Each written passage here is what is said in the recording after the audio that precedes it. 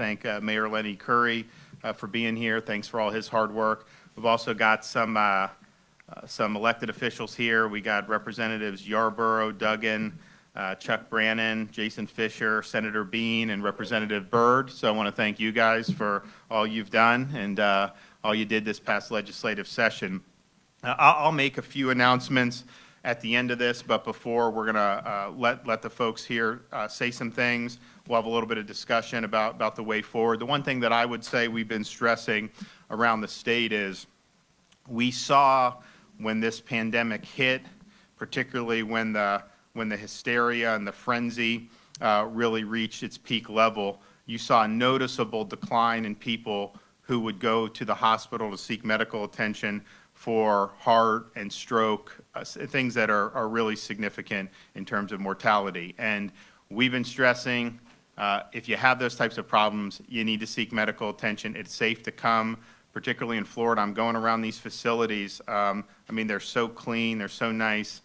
You go in and seek the attention, because by deferring that, you're running huge risk to your own health and welfare, and coronavirus should not be something that would dissuade you from coming in. These are very safe environments. It's amazing throughout the state of Florida how few staff members have contracted the virus because of their great safety procedures. I think the numbers you have are infinitesimal in terms of that. So that's just that. So please go do that. Also, there's been a decline in children getting their immunizations, and again, that's something that is something that should be done. We have seen in the past in Florida, we've seen and throughout the country, measles outbreaks. So if you're deferring those because you're worried about coming in from coronavirus, don't do that. Come in, do it, take care of the kids. It's very, very important that that's done because if it's not, if we have a critical mass of people falling behind on that, you definitely could see some more adverse health consequences as the time goes on. We're in the midst of our Safe, Smart, step-by-step approach to bring Florida back, and I think that Northeast Florida has done a real fantastic job throughout this whole process, not only in terms of the health outcomes, by really doing a good job of having low infection rates, low hospitalization rates, and low death rates, but also really being an energy towards reopening and getting people back to work and getting our society off the mat. You're not going to be successful in fighting any type of public health challenge if you don't have a functioning society. And so we know we need to do that. And we also need to be mindful of some of the public health challenges that have stemmed from the mitigation. I mentioned some of the things earlier, but there's also clearly a need and will be an increased need for behavioral health. So we want to be recognizing that and understanding that those are going to be issues that are not going to go away anytime soon. As I said, I'll have some announcements about our next steps for the recovery. But before that, I want to kick it over to the mayor, and then we'll go around and hear some good thoughts from everybody. Well, Governor, just want to thank you for welcome back to Jacksonville. And I've said this before when we were together a week or so ago, but it's worth saying again. The collaboration between you personally and your team has been the model for how you get things done in a crisis, and the city of Jacksonville is grateful for that. Tom, thank you for hosting us here. Appreciate the entire team here at St. Vincent's and all of the people in our healthcare community that have really worked to get us through this very trying time. Just want to take a moment to say that today is Peace Officers Memorial Day, so I want to thank all of our law enforcement for all the work they do for us every day, and frankly, they've put themselves out on the line with this unknown virus over the last 8+ weeks. And then just a couple data points that are worth mentioning. Our Jacksonville Fire and Rescue transports that are COVID-related, suspect COVID-related, are way down. They're the lowest they've been in weeks. So that's another data point that continues to trend with our downward trend in positives and testing. And then to echo what the governor said about people getting the healthcare treatment they need unrelated to COVID, our opioid abuse, it's up, it's high. We know people are dealing with mental health issues. If they're having chest pains, whatever it is, there's no reason to be afraid to be in a healthcare facility right now. In fact, you should do the exact opposite and go get the treatment that you need. Thank you, Governor. Great. Tom? Thank you, Governor DeSantis, and welcome to Ascension St. Vincent's Riverside. You and Mayor Curry have both been here for us and incredibly supportive from the very beginning, and we're deeply grateful for your leadership. Thank you and your respective staff members for your tireless efforts to be consistently responsive to our needs and open to our input in order to keep our communities healthy together. I also want to take a moment to say thank you to caregivers and essential workers everywhere who have worked tirelessly and courageously to care for our Northeast Florida community. And I want to thank our broader regional community for all the love and support you've shown our caregivers, physicians, and associates as we continue to work together through this trying and unfamiliar time. And I do need to take just a moment to recognize and celebrate our caregivers, our physicians, and our associates across Ascension, Florida, and Gulf Coast, including right here at Ascension St. Vincent's Riverside, who have they have gone above and beyond heroically to provide the clinically excellent and compassionate and personalized care for which we're known in the safest way possible, every patient, every moment, every day. Since early March across our Florida and Gulf Coast market, we've cared for roughly 3,000 hospitalized patients who were suspicious of having COVID-19, and 300 of these individuals did indeed test positive. And our teams have done an exceptional job cohorting our patients together in dedicated, isolated units in each of our hospitals. Together, we've experienced some extraordinarily trying and stressful times. But we've also had many emotional celebrations, and our physicians and our caregivers have successfully helped people battle and beat COVID-19. In fact, hundreds of patients have gone home after their time with us in the hospital, and we've lined our hallways, and we've clapped, and we've celebrated, and we've given thanks with each and every one of them.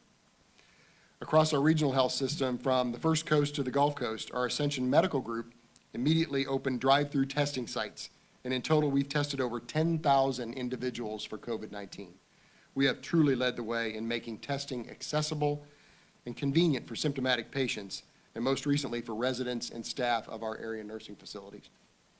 And while the statistics are important to quantitatively understand the magnitude of the challenge that we've faced for the last 10 weeks, we recognize that behind every number is a precious human life and a beloved child of God.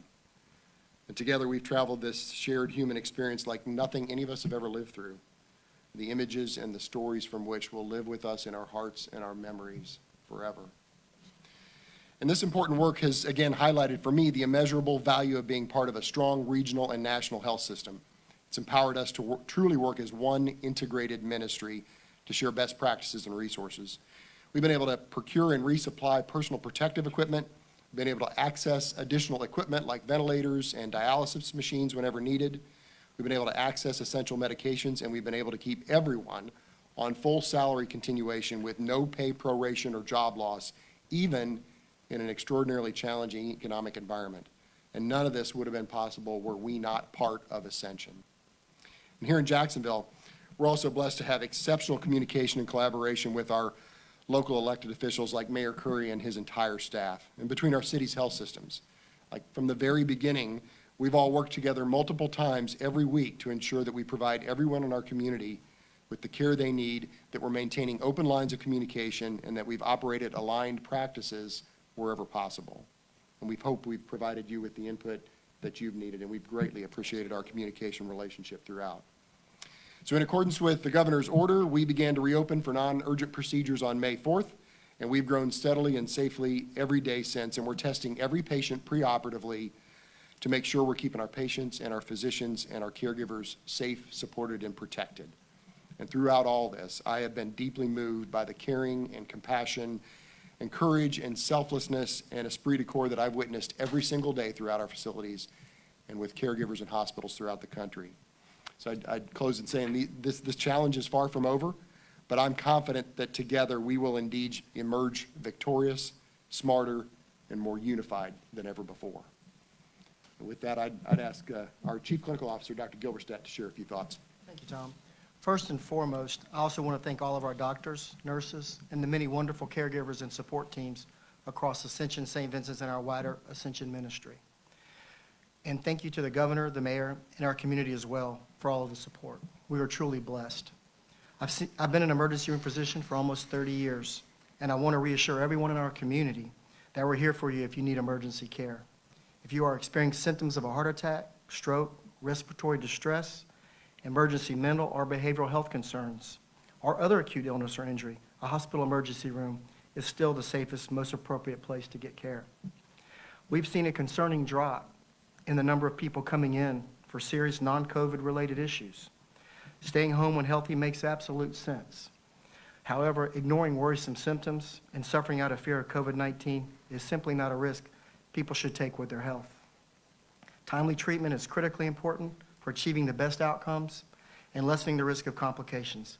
I can confidently tell you that we are prepared and set up for safely treating patients, including those who need emergency care. Separate intake and care areas, waiting room distancing, staff screening, ongoing use of personal protective equipment to make sure our patients are cared for in a protected environment. And we continue to monitor guidance from the CDC and the Florida Department of Health to adjust safety practices and safeguards accordingly. So if you're experiencing a life-threatening emergency or think you might be, don't delay. Go directly to an emergency room or dial 911. We're here for you and ready to care for you.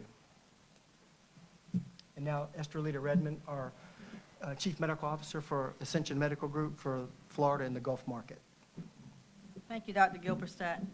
It can't possibly be said enough. Thank you to everyone on this panel and to our caregivers, essential workers, and government leaders everywhere.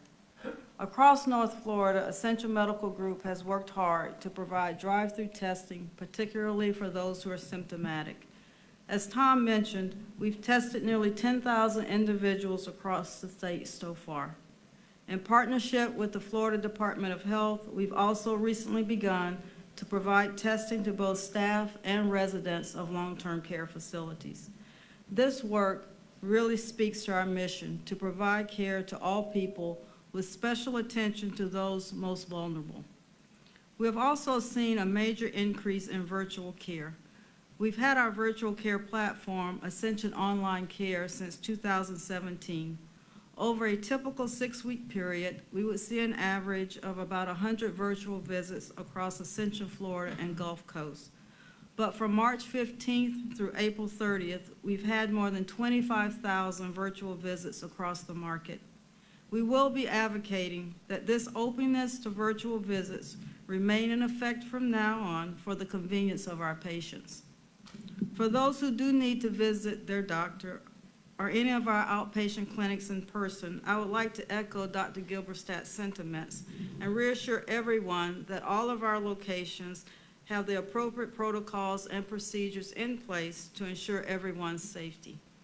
Please continue your routine to stay healthy, especially if you have pre-existing conditions. Call your primary care provider or specialist first to discuss whether an online visit might be an option for your care. If you can't talk to your regular doctor or if you need non-emergency care more quickly, virtual care like Ascension Online Care might be right for you. As we begin to reopen and get back to some sense of normalcy, I would also like to remind everyone to continue to practice social distancing, practice good hygiene when it comes to coughing and sneezing, and thoroughly wash your hands. Hand sanitizer is great, but fully washing your hands with soap and water for at least 20 seconds whenever possible is even better. Please don't get complacent. This virus is still here, and we all need to work together to keep ourselves and everyone around us safe. Thank you. Now I'd like to introduce Mandy Klippa, who is our Clinical Service Line Director for Pulmonology and Infectious Disease. Mandy? Thank you, Dr. Redmond. As we've worked through this trying time together, we appreciate all of the community and government support that we've received. We are also thankful for our caregivers, many of them working in new and different roles to ensure that we are doing everything we can to provide testing and care for those in our community with COVID-19. This is being done in addition to continuing to provide care to everyone else who needs it. I especially want to thank our team who worked over a weekend at the beginning of this pandemic to quickly establish a drive-through testing site. Through their hard work and dedication, we were blessed to get the testing site set up in our community and then work with other organizations to help set up additional drive-through testing opportunities. To further ensure everyone's safety, we've also established respiratory clinics for symptomatic patients. We were able to take the patient's history, and other elements of a typical doctor's visit virtually. The patient can then visit us in person, where the provider will come out to check their vital signs, perform a physical exam, and testing if needed. We're working hard to make sure we're providing care to everyone who needs it through our drive-through testing site and our dozens of outpatient clinics. We are so grateful for everyone's prayers and support throughout this process. Well, great. Can we, one of you, maybe one of the physicians, talk about, we use the term elective procedures, and I think sometimes people think that that may mean like some type of cosmetic procedure. I guess cosmetic would be included in elective, but it's obviously broader than that. So what's the importance of people's health in terms of some of these procedures that are considered elective? Are they also still necessary for people to eventually get? As we've put off, basically elective procedures are procedures that can be scheduled. They're not an emergency nature, but as we push things further and further out, that can change. So as we've pushed back patients getting catheters for dialysis, getting joint repairs, they're home suffering and pain, so we're constantly reassessing so you can get the right priority of those patients coming back into the operating room. So we're back doing that now, operating and bringing those patients back in as clinically needed. But if we had just indefinitely suspended these, that would have had health consequences, correct? Oh, absolutely. They would become emergencies if you put them off too long. Well, we're glad that folks are doing that again. You've seen kind of how the epidemic has affected this part of the state. Obviously, I think that this part of the state handled itself very well. Are you in a situation where, as we go forward, if there were to be an outbreak somewhere, you guys have the capacity to be able to handle what would come down the pike? Yes, sir, we do. We're watching the data every single day meticulously, and our plans are fully in place should we see any bump in terms of how we would respond, but we've got more than adequate capacity in our ICU and our medical surgical beds with all of our clinical equipment and all of our staff. Great. One of the things we're seeing is you have, particularly outside of Southeast Florida, a really low number of cases in all these counties. When you see it be up out of the ordinary, it's usually one of two things, well, three things. A prison outbreak, which we're seeing, a long-term care facility, and then there are times as we bring new testing centers in places, you'll see a temporary blip, and then it usually crashes right after that. Now, obviously, the prison is an enclosed environment. That's got to be handled within there. And then the test site, sometimes when you test more, you identify more cases. That's a good thing because you can isolate those people, give them care if they need it. The long-term care is going to continue to be a challenge. We've put a lot of resources towards that from the beginning in Florida. It was clearly the biggest vulnerability, and I think that was the right thing to do. Mayor, you guys were really quick on things like drive-through testing, the city, the sheriff, fire, your office.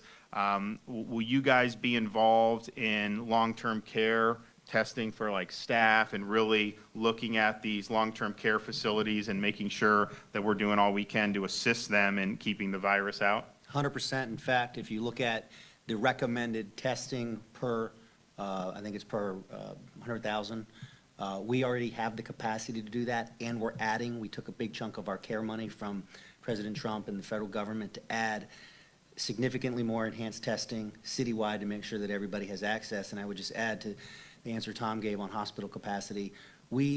All the hospitals and my office, every week we collaborate officially, formally, and then informally. And we're all on the same page, and we're all prepared.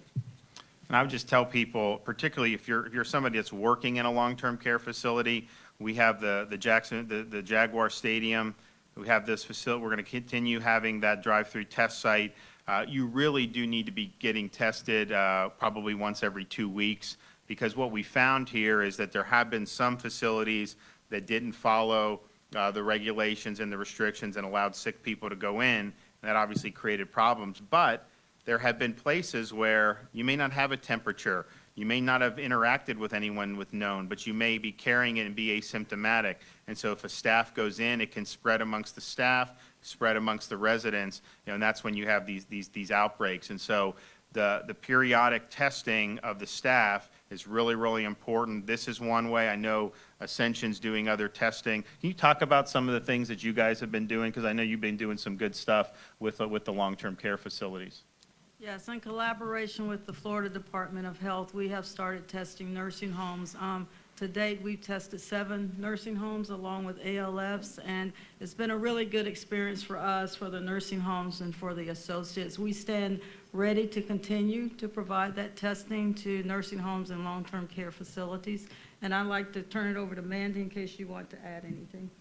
No, I think it should just be mentioned that the testing we're doing is at facilities that have not had positive cases. So we're doing this merely as a screening for their residents and their associates.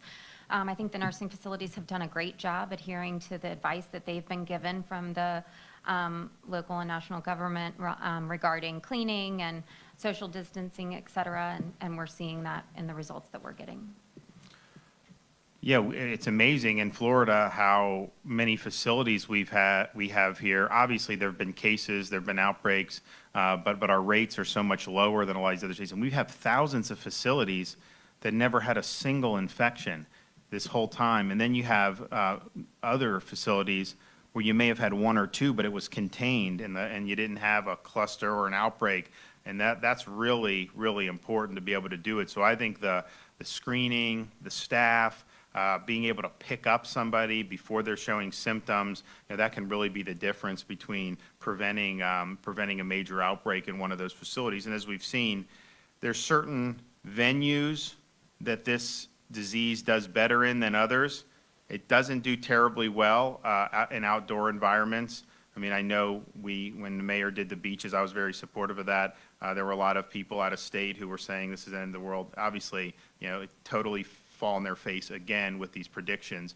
But that's because the environment is not conducive. What's conducive are enclosed environments where you're in repeated close contact with people. So you see prisons, you see these meatpacking plants throughout the country, and then obviously you do see some of these assisted living facilities and nursing homes. So it's a vulnerable population, but then it's also can be a conducive environment. Now, we do have some skilled nursing facilities that have the ability to isolate, negative pressure, all that, but not all of them do, and many of them don't, and particularly in some parts of southern Florida, it can be a real challenge. So that really is kind of something that we're all gonna go on. So I'm gonna make some announcements, but just within our plan from the beginning about protecting the state and fighting COVID-19, our number one from the beginning was protect the vulnerable, because we understood that this disease had a disproportionate effect on the elderly and people with underlying conditions.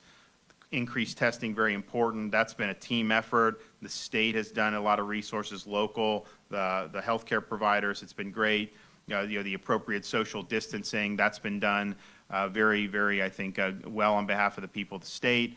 Supporting our hospitals and healthcare workers. We've distributed huge amounts of PPE throughout the state, and will continue to be helpful when we can on that, and then preventing the introduction of the virus from outside the state. I'm working per the president's request on a proposal for how we deal with international travel. Travel from China and Europe is suspended, but we still have people coming in from Brazil, which is having outbreaks, and so we've got to get a handle on that, and so we're working on that. And then we've screened for our New York quarantine over 50,000 travelers since we instituted the quarantine, and I'm convinced that absolutely helped mitigate the spread in the state of Florida, because you had a massive outgrowth or a massive exodus from New York down to Florida once New York went on mitigation. But protecting the vulnerable is something that is not going to change as we move forward and as we reopen Florida. And we've done a lot up to this point, which is very, very important, but we've got to do even more. You're seeing throughout the country that the bulk of the fatalities are now linked to nursing homes in most states. And some of that was through some bad policy choices, but still, even in places where things were done well, you're seeing that. So we just got to understand the threat and got to do it. So we very early recognized this. We prohibited, required all the staff to be screened and any vendors to be screened. That was to identify people that were ill and that could spread the virus in these facilities. And that requires temperature checks. It requires asking where people have gone.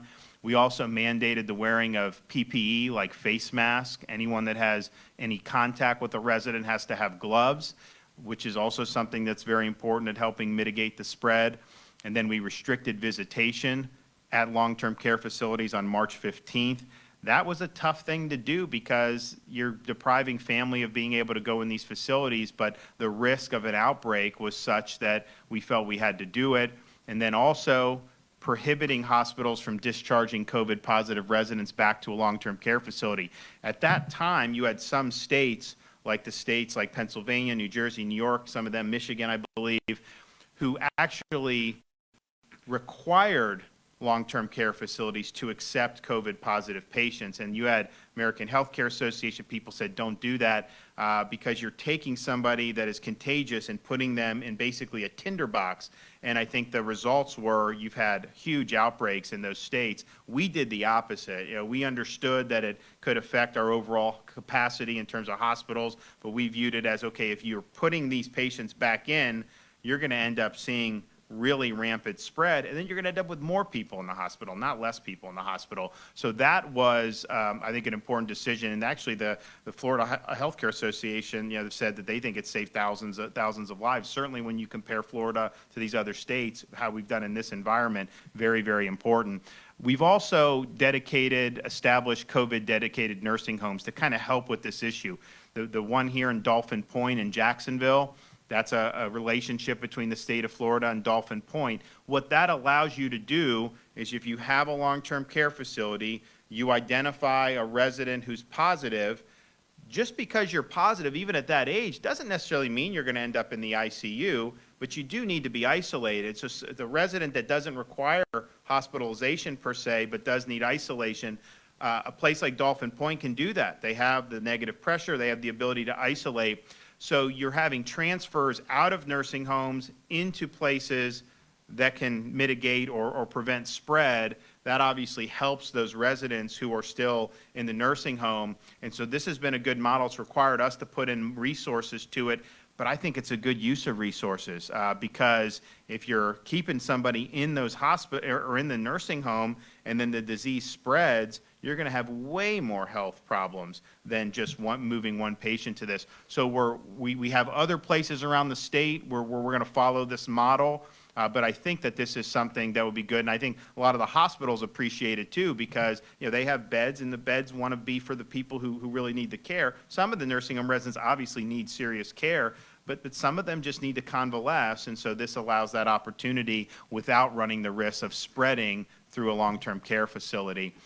We have a whole host of agencies that have been involved, ACA, Department of Health, deploying for infection prevention and control. The Veterans Administration, U.S. Veterans Administration, the VA Secretary is a good guy, called me, said, hey, do you want us to do a field hospital or this or that? I was like, honestly, we have these veterans nursing homes. You got to go in there and help us identify infection, test, do what we need to do. And they said, yeah, we're there. And not only do they do more than just the veterans nursing home. So they've been on the ground as well, which has been very, very important. So you have a huge amount of visits, thousands of visits from these various teams from the very beginning of this. And I think that that's helped reduce the infections that we've seen. The PPE is important because we're requiring them to do this, but in point of fact, most of them didn't have this type of PPE. I mean, some of them had some, but we really needed to put our money where our mouth is, and so we've delivered 10 million masks just to long-term care facilities in the state of Florida, 1 million gloves, 500,000 face shields, 160,000 gowns, and so that shows Florida's commitment to supporting these facilities that house our most vulnerable residents. And then, of course, the Florida National Guard, we created 50 National Guard strike teams because we started to see, okay, we have all these screening procedures, we have limitations on visitors, and they're following the procedures, and then we're seeing an outbreak in certain parts, Suwannee County, for example, and it was because of asymptomatic. So we said we need to get people on the ground testing, particularly with an eye to identifying any asymptomatic carriers, and so they've done 238 facilities in probably the last 4 or 5 weeks, 50 different teams, 32,000 residents and staff. It's really, really been effective because as they've identified cases, they've been able to isolate those cases and obviate bigger outbreaks. We also introduced a mobile testing lab. So this is the Cepheid 45-minute rapid test. So we can do about 500 tests a day with a 45-minute turnaround. So this is a mobile lab in an RV, a converted RV that will go into communities. Teams will go to different facilities even, bring it back, run the test, and then you have the results the same day. That's a huge thing, because if you send it to a commercial lab and it takes 2-3 days, well, you know, you can't, a lot of these people aren't going to be isolated that time, so you could have spread. So this is really, really significant. And then we're also doing Department of Health, I think CDC is going to be helping, sentinel surveillance of long-term care facilities. So a surveillance system is not that you test, you're not testing every single person, you're testing representative samples to try to identify any incidents of the disease in various communities throughout the state of Florida. They do it with influenza.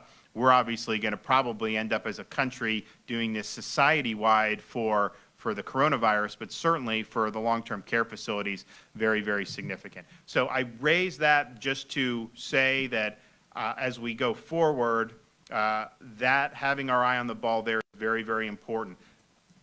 I think it's 32% of the fatalities in Florida are in the age group of 85 or older. And I think it's about 84% that are 65 and older. Of all the fatalities we've seen in Florida, that we've not yet seen a fatality under the age of, I believe, 25. So there's a big disproportionate impact here in Florida from people 65 and over. But I would say even more disproportionate as you get into the type of age group that would be at these facilities. You can open up an economy and still protect that, just like you saw other states that refused to protect the facilities, even though they were shutting down everything under the sun.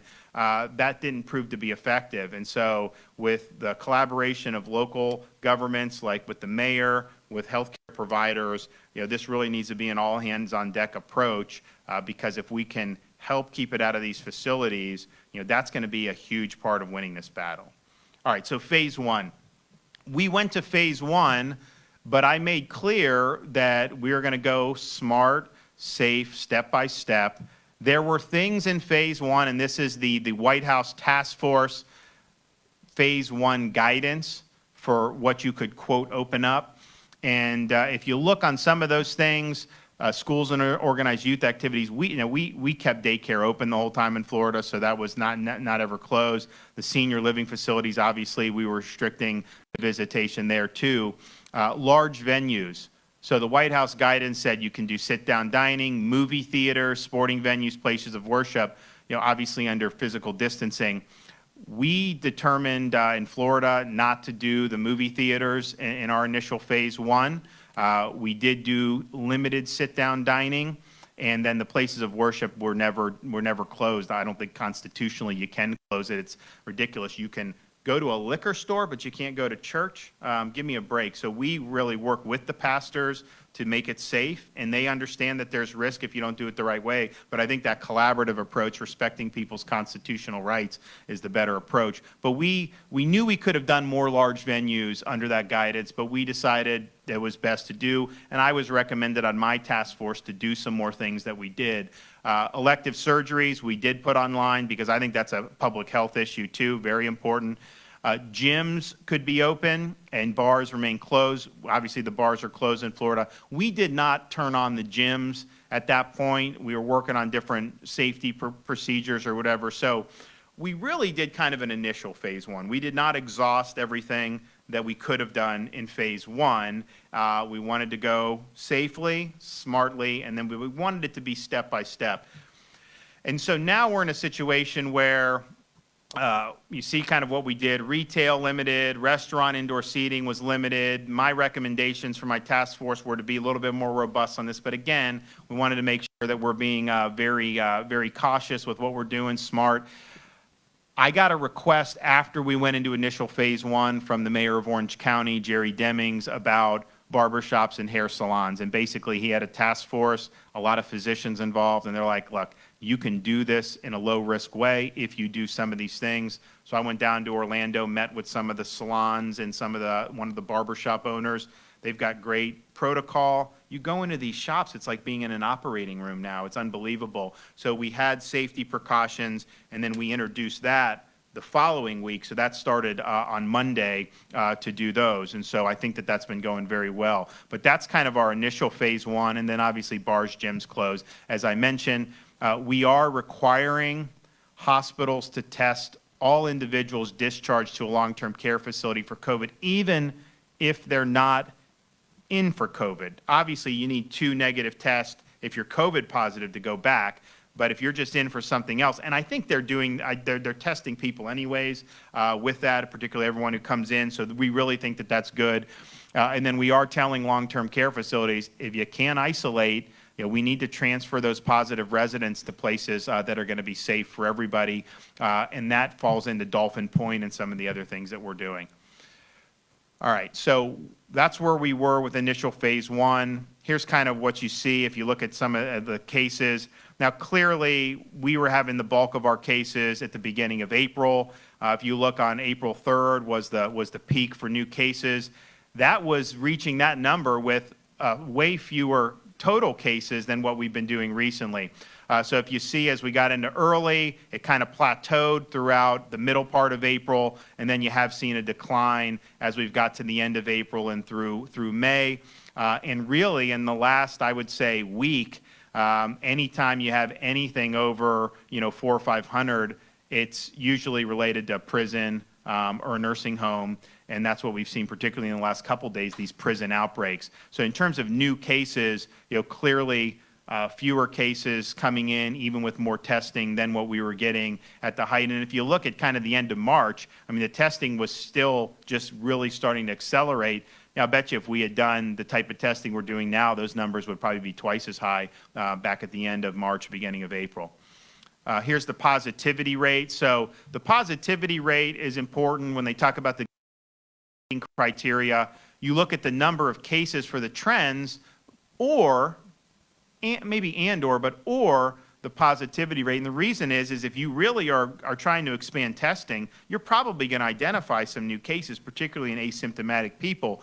But if the overall number is still low in terms of who are testing positive, then that's a good sign. And I think you can see end of March into beginning of April, we were at, roughly 10, sometimes it even jumped up to 15. Now, we never really rocketed high like a New Jersey or a New York, where they were having, I think New York initially was like 60% were testing positive. New Jersey was in the 40s for a long time. So it had always been manageable here in Florida, but you have seen the decline. And if you look at like the past 10 days, you're in 2.6, 1.82, 2.7 some days.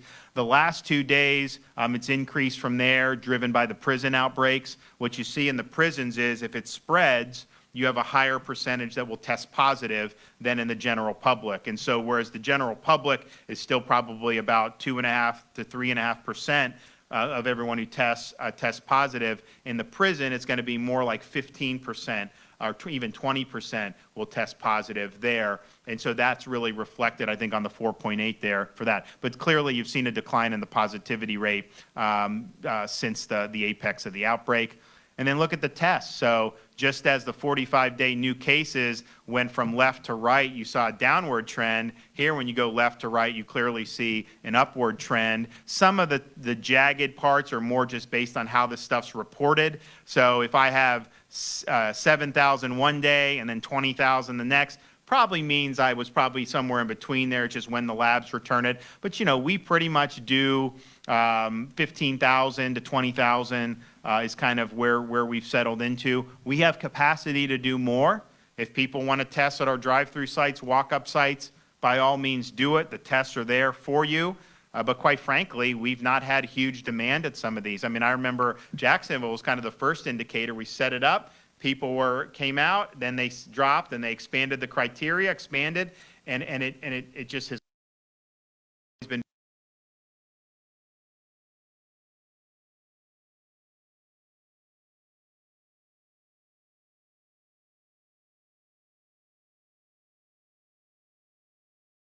the Jaguar Stadium, go to our other sites throughout the state. But clearly you've seen an increase in testing, and our capacity is more than the 20, I guess the most we've done was 22,464 results in one day. Our capacity is higher than that. You look at syndromatic indicators, that's very important to see how it's progressing. Clearly, you saw kind of the peak on this started to go up in the middle of March, and then now it's close to where it was probably at the beginning of the year. Same with the influenza-like illnesses. You really seen a decline statewide in terms of the visits that we're seeing, which is, again, you look to see with these serological tests and the antibody tests, you'll hear people, man, I had a nasty illness in January. I was negative for the flu, negative for other things. Maybe it was this. You have the antibody. Maybe you did have. We don't really know when it first came to the United States, but my view is if it's in China in November, it's going to be in the United States somewhere by December. And I think we're starting to see that you do see in different parts of the country that it was there. And so you look to see whether you're testing or not is one thing. Whether you even know the dang thing's out there is one thing. But you will see the indications in the hospital if you have people who are getting infected that are in particularly the risk categories. And so this is why looking at the visits is good. You see the cough-associated admissions. Again, doesn't mean they're all COVID, but it's kind of a proxy. Really the peak, late March, early April. Same thing with, you see cough and then also fever and shortness of breath. I remember there was like news reports saying, like, I think it was like kind of, towards the end of March, like, oh, there's this app that's showing Florida's on fire. You have all these fevers. And I'm like, and I asked my guys, I was like, is this scientifically valid? And they're like, no. And I was like, okay, but you look from the end of March, look at how the fever, I mean, it goes down. It didn't explode. I mean, so it just shows you some of the stuff that gets put out there. All right, there's the fatality by date. When states report, they report what's given to them, and that may be the day before, but a lot of times it could be previous. It just depends when it gets reported up. So you saw an ascending on the fatalities, 56 on the 17th of April, peak. It's kind of plateaued a little bit, and then has started to go down since then. I'll talk about the hospitalization, critical hospitalizations, which is really the indicators about what risk of fatalities that you're seeing statewide. So here's a good indicator. So when we started the initial phase 1, we had 600 Floridians in the ICU for COVID-19. As of last night, we were at 472. So that's a 21% decrease in ICU COVID hospitalizations statewide from start of phase 1 to where we are today.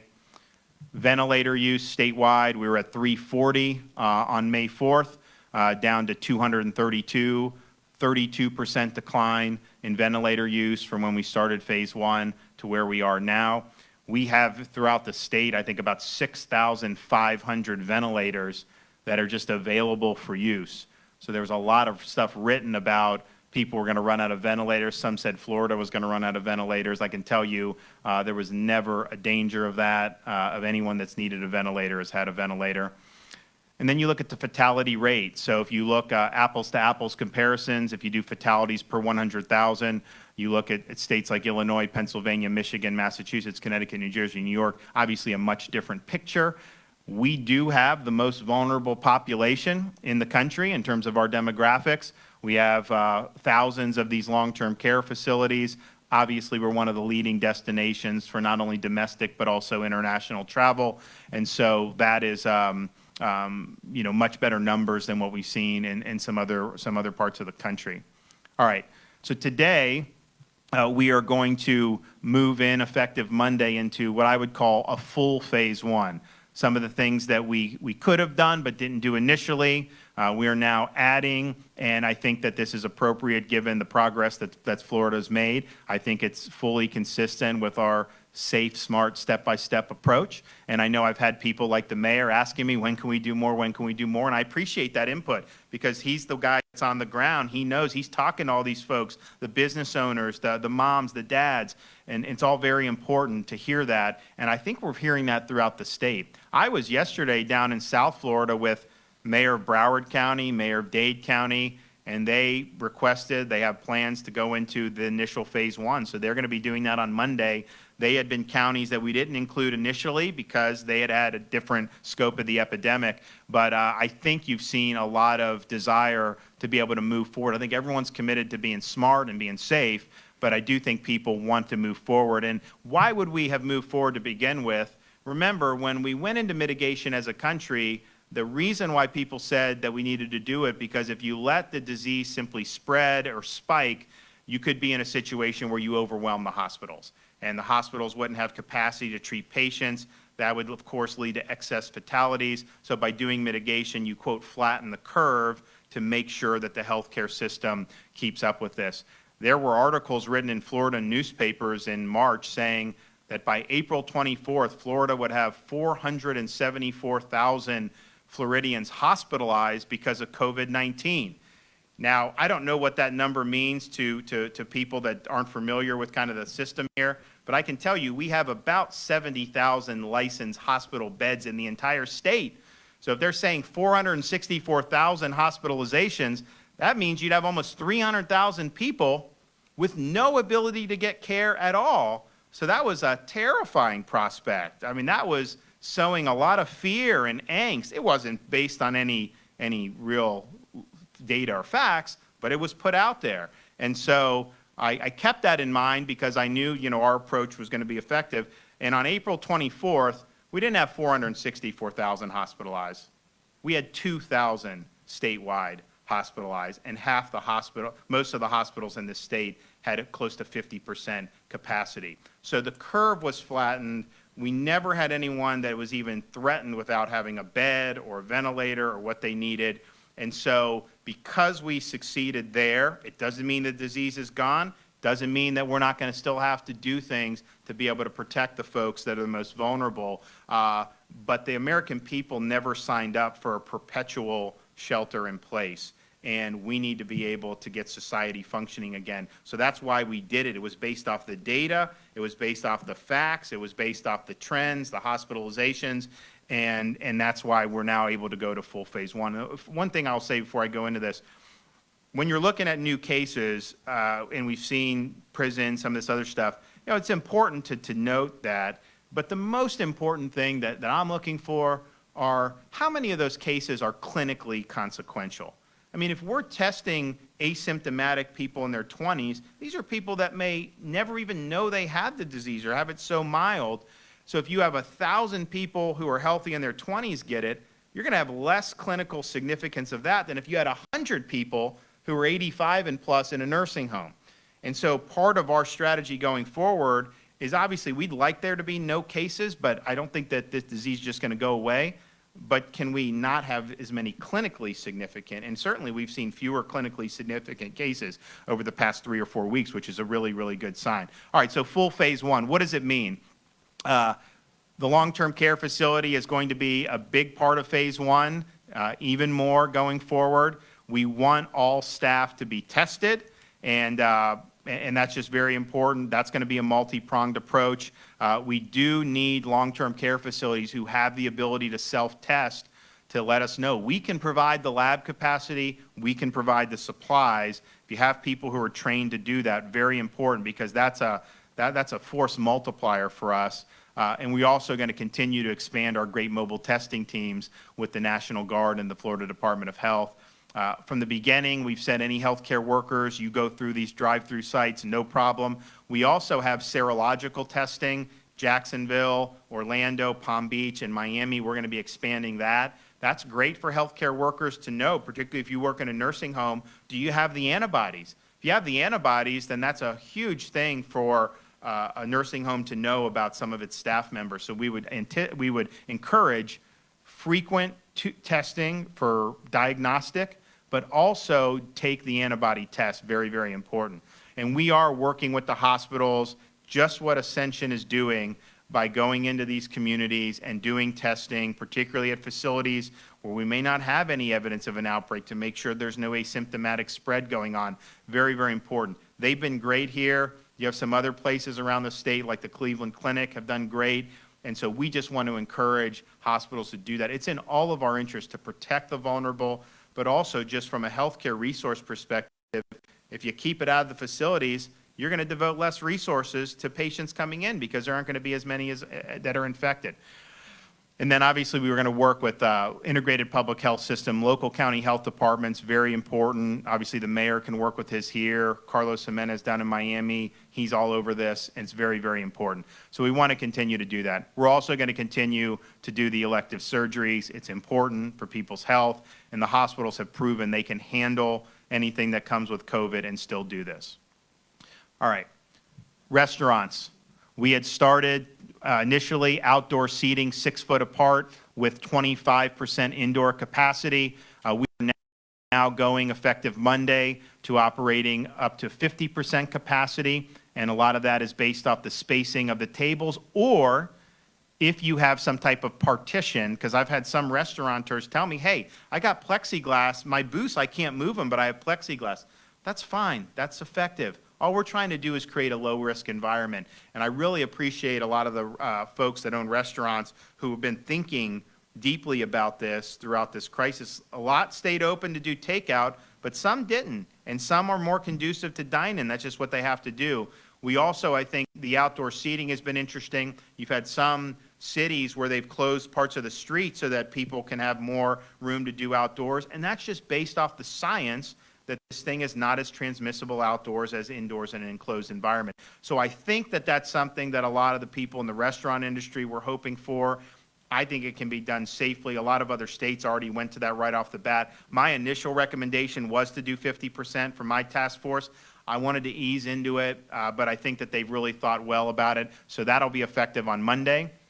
And the same with retail. We started off with 25% of indoor capacity, go to 50%. There's very clear guidance from CDC and OSHA, and I know a lot of the retailers have been doing it. And look, we were doing retail in some form or another this whole time. You had Home Depot open, you have Walmart, you have all these places open. So there's not a whole lot of difference to me between going into a Home Depot or going into a Joann Fabric or some of these other places. I mean, you can do it, and particularly for our smaller mom and pop retailers, you know, very, very important for them to be able to have safe options for their customers. Museums and libraries, 50% capacity. That'll be, local governments can obviously make those calls in terms of the museums and libraries that they're operating. Gyms and fitness centers. So effective Monday, gyms can operate. Make sure that you have respect the social distancing capacity. I would say for some of these places like CrossFit that do outdoor training, that's great. The outdoor stuff, again, that's a lower risk environment in an outdoor than if you're inside a stuffy room in a gym doing something where, you know, you're going to potentially be exposed to respiratory droplets. So we would tell people, just like how the restaurants are seating, I've seen people out in CrossFit and all these other ones doing things outside, that's fine. If you're inside, make sure you're doing the social distance, and then sanitize machines and surfaces after use.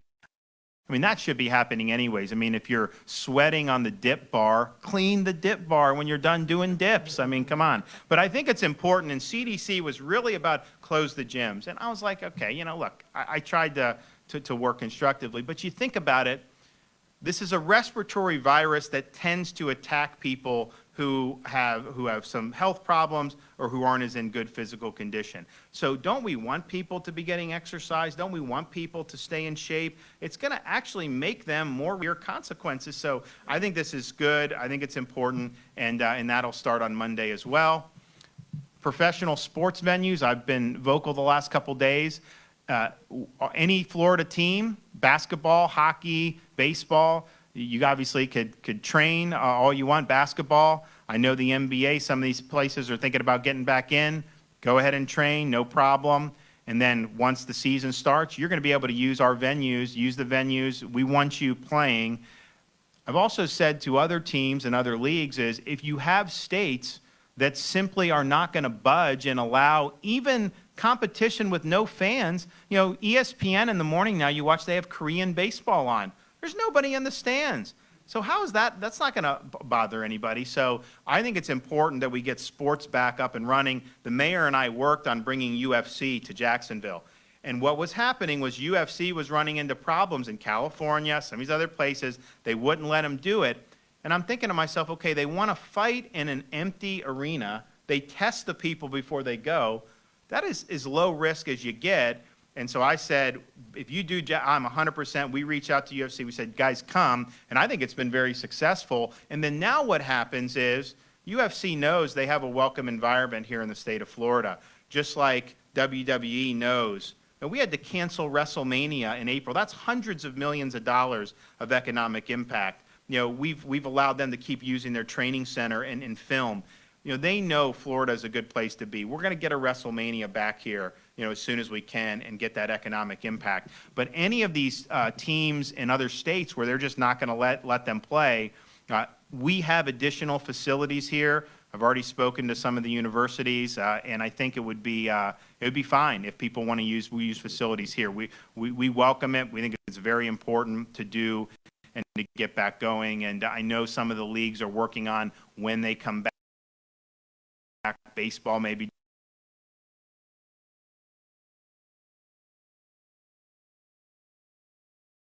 We've, I think, done a good job of welcoming this stuff done. UFC, there's a charity golf match at Seminole Golf Club down in Juno Beach on Sunday. It's going to be on NBC. You got Dustin Johnson, Ricky Fowler, Rory, some of these great players at probably the best, most iconic course in Florida. And then the following Sunday, you got Phil Mickelson, Tiger Woods with Tom Brady and Peyton Manning, and they're going to too, and raise millions and millions of dollars for charity. So we're happy that those are being hosted in the state of Florida. Amusement parks. Parks can submit reopening plans to the state. They should identify the date certain that they believe that they could resume safe operations.